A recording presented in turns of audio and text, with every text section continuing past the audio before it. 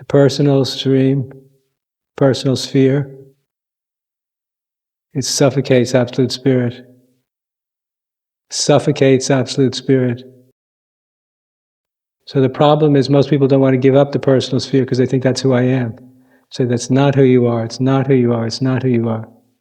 It's not who you are. Can you let go of it? It's not who you are. But people don't want to let go of it, they want to stay attached to it. But it's just personal. That's where the illusion is. People want to know what the illusion is? The illusion is a personal existence. That's the biggest illusion that there is. These days we're being trained to focus on how much we've been beat to shit up. So focused on trauma and pain and grief. So if we've been taught how to think about it and get into it and identify with it. So it's just like stirring the pot, it makes things worse, and then you get like getting sucked into a wormhole of pain and grief. It gets worse and worse and worse and worse. And it's 100,000 therapists out there willing to torture you with all this bullshit. Forgive me. I've suffered and traumatized others. You've suffered, you've been traumatized, you've traumatized others. In this lifetime and 100,000 other lifetimes. We're all guilty. We're all assholes.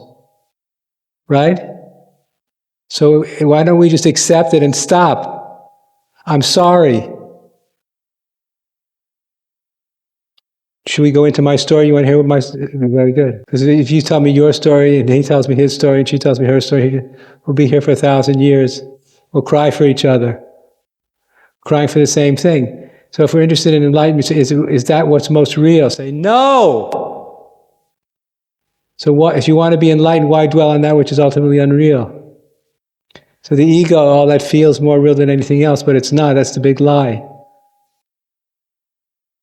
So you can go to these trauma workshops and these therapeutic emotional indulgences and have these cathartic emotional experiences. But it's not going to set us free, it just makes things worse. You start realizing, I'm very precious and I'm very sensitive because I've been wounded, you have to treat me carefully. Help you trauma aware. It makes us more hyper sensitive. Whereas if we want to be free, we have to learn how to be strong, which means we all need to learn how to be emotionally resilient. So the thing about enlightenment is if it's real, for most people it's not real, it's just a game. If it's real, we've got to drop the problem. It doesn't mean you haven't been hurt, wounded, traumatized, but you've got to let go of your attachment to it. That's what nobody wants to do. Everybody wants the freedom to be a victim. And if you're going to really be enlightened, you have to give up that freedom forever. That's what makes you different from everybody else. You've really done it. Most people think that's the most important part of who they are, the part of them that's been beat up. It's not.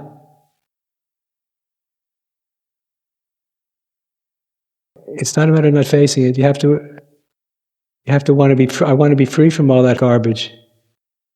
Doesn't mean it wasn't painful, but I can give it up now. I'm not going to learn anything more about it if I just spend more time thinking about it, crying about it. Trauma doesn't go away through spending more time on it. Trauma disappears when you think about higher things, bigger things, more meaningful things, higher truths. Then the pain of the trauma disappears because you're dwelling on something more real. That's the whole point. That's liberating. Then you have to live a different life. It's not based upon all this nonsense. A lot of the spiritual workshops that people are doing are just not going in the wrong direction. They're all psychologically and emotionally self-indulgent, making things worse, not better.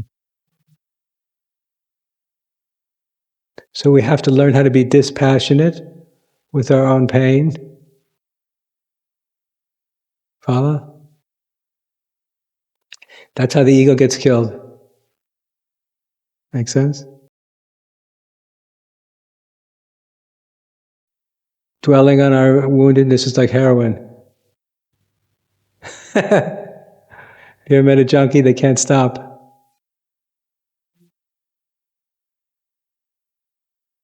And a junkie loves it when you really identify with their pain. Let all that shit go, baby. You might be spiritually bypassing. You don't want to avoid anything. No, but try. So while I agree there's the danger of spiritual bypassing, there's a greater danger that we won't succeed at ever spiritually bypassing because we're so stuck in the garbage. So much garbage stuck to us that we can't even get away from it. That's where most people are at, man. Who am I? Who am I really? Am I the true self or am I the small self? The true self's never been hurt, wounded, or traumatized, right? Right? Free from grief, free from history. That's what Raman was talking about. So if we were going to aspire to be that free, we have to be willing to let go of our pain and our suffering. And we have to forgive our torturers, our mother, father, sister, brother, family, friends, all the ways we've been betrayed, victimized. Let's let it all go if we can. That takes more courage, no? More spiritual strength.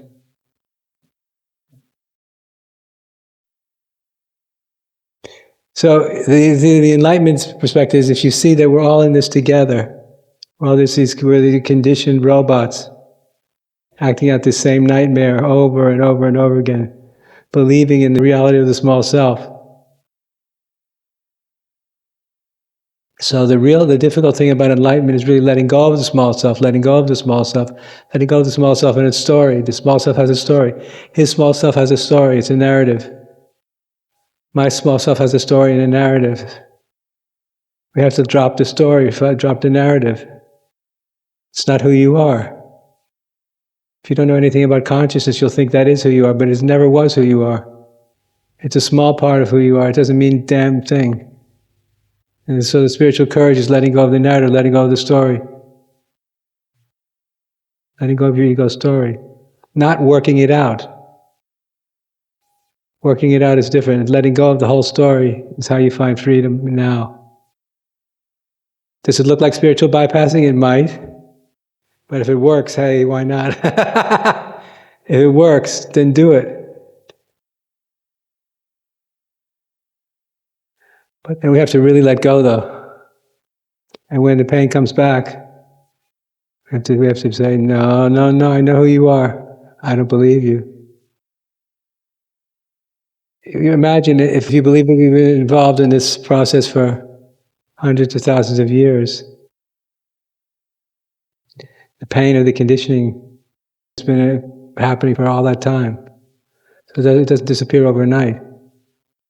We have to find out who the enemy is and then be able to recognize and just say, no, I don't believe you. You can't touch me. So in this teaching I call it, what does it mean to have no relationship with the content of consciousness? No relationship. I understand what you're saying, Andrew, but my memories come and they trouble me. I say, we'll have no relationship with the memory. Can you choose to have no relationship with the memory? Can you choose to have no relationship with the memory? You can choose to do that. The memory doesn't have to disappear, you just have to choose to have no relationship with it.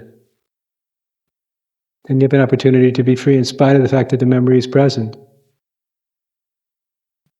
I promise you, if you explore it and you keep letting go, coming back to zero, you'll only feel good, only feel good, only feel better, only feel lightness of being. It's like being in a balloon.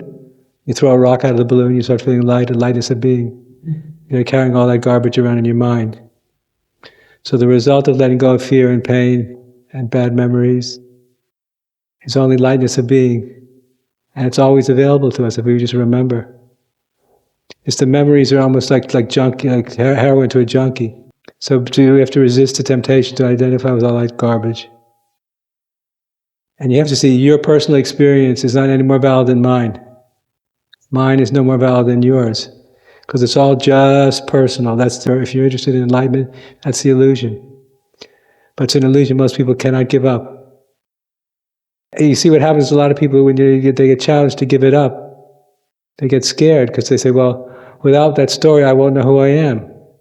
So, then they get very scared.